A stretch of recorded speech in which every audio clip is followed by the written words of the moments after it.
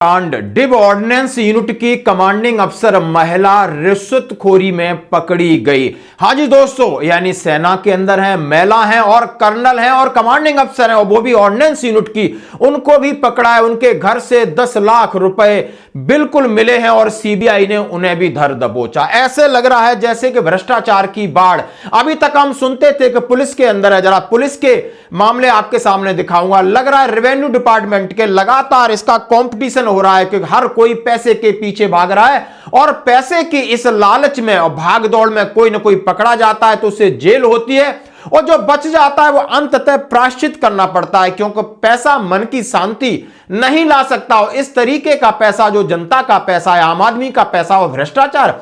अब सेना के अंदर भी इतना बड़ा भ्रष्टाचार। हाँ जी दोस्तों, रक्षा मंत्रालय ने क्या कहा इसके ऊपर ये भी आपको सुनना होगा।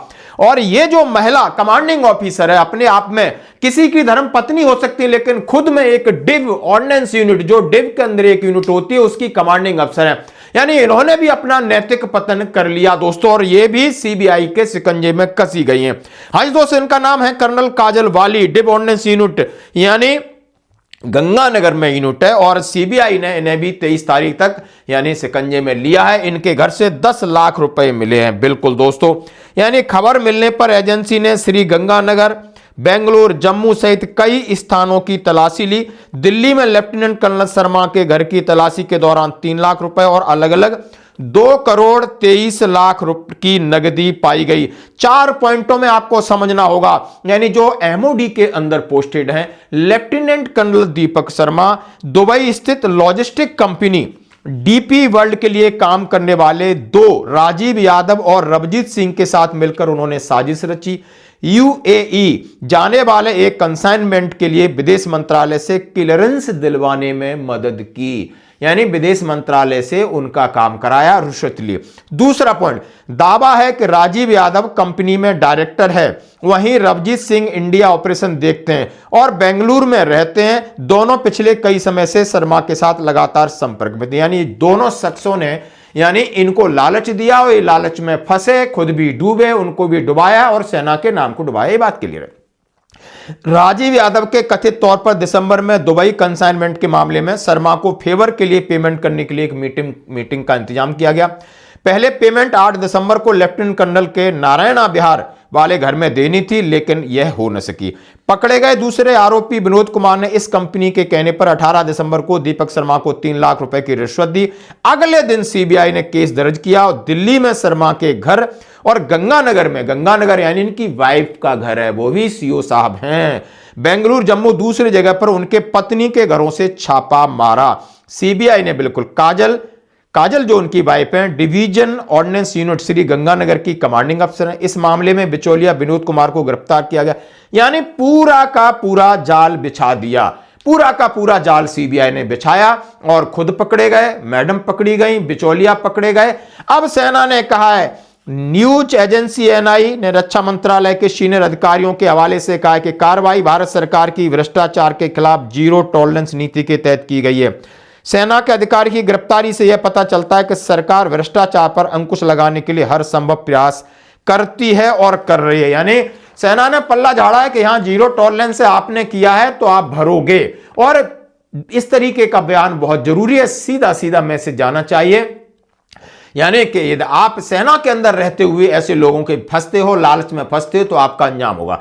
यानी अब सीबीआई इंक्वायरी होगी, आप समझ सकते हो नौकरी रहेगी या बचेगी, जेल जाएंगे नहीं जाएंगे, इन्वेस्टिगेशन आगे क्या क्या होगा, लेकिन कहीं ना कहीं प्रश्न चिन्ह लग जाता है। इंसान और इंसानियत के ऊपर प्रश्न चिन्ह लग जाता है कि यानी हस्बैंड वाइफ दोनों सेना के ओहदे पर थे। एसएसबी में किस तरह इंटरव्यू किया जाता है, किस तरीके से हम कस्में खाते हैं, हम अपने अधिकारियों को भगवान मानते हैं, कहते हैं कि नहीं, बिल्कुल सब एक पूरा सिस्टम कितना क्लीन चलता है। और यहां तो कोई पॉलिटिकल प्रेशर नहीं है, किसी का कोई दबाव नहीं है। पुलिस वाले तो चलो देख सकते हो, डीआईजी भुल्लर साहब भी आज जेल में पड़े हैं। यहां तो एक खेल है, सिविलियंस होते हैं, पुलिस होती है, नेता होते हैं, ब्यूरोक्रेट्स होते हैं, एक जंजाल है सेना के अंदर, आपको अपना काम, ऑपरेशनल काम करना, इस तरह का कोई दबाव नहीं। लेकिन नहीं, लालच में फंसोगे तो यही अंजाम होगा।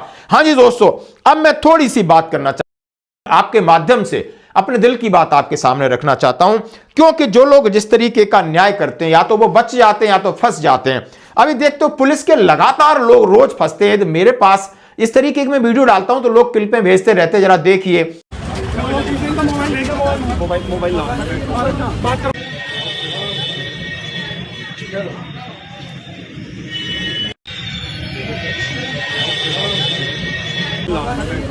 बात करवानी पड़ेगी ना।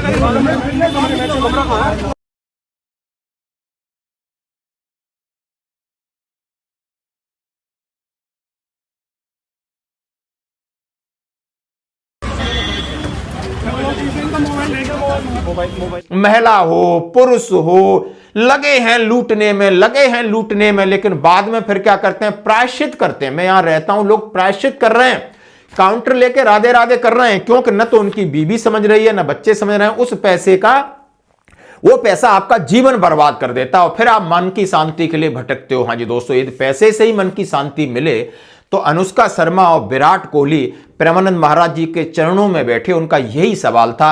यानी उनके पास धन है, पद है, प्रतिष्ठा है, वैभव है, अपार अकूत करोड़ों अरबों धन है, लेकिन मन की शांति के लिए जमीन पर बैठना पड़ा। और सामने एक संत थे, उनके पास ज्यादा, वो कहते हैं कि मेरे पास ज्यादा क्वालिफिकेशन नहीं है, मुझे ज्यादा जानकारी नहीं है, लेकिन उनके शब्द को सुनने के लिए वहां तक पहुंचते हैं, कह रहे हैं कि नहीं, मन अशांत है। देख सकते हो कि धन पद प्रतिष्ठा होने के बाद भी मन अशांत है। तो आप समझ सकते हो कि इन लोगों का जो सुबह शाम तक इतनी भ्रष्टाचारी करते हैं, जनता को शोषण करते हैं, लूट रहे हैं, खसूट रहे हैं, देश में मतलब हनन कर रहे हैं इस तरीके से।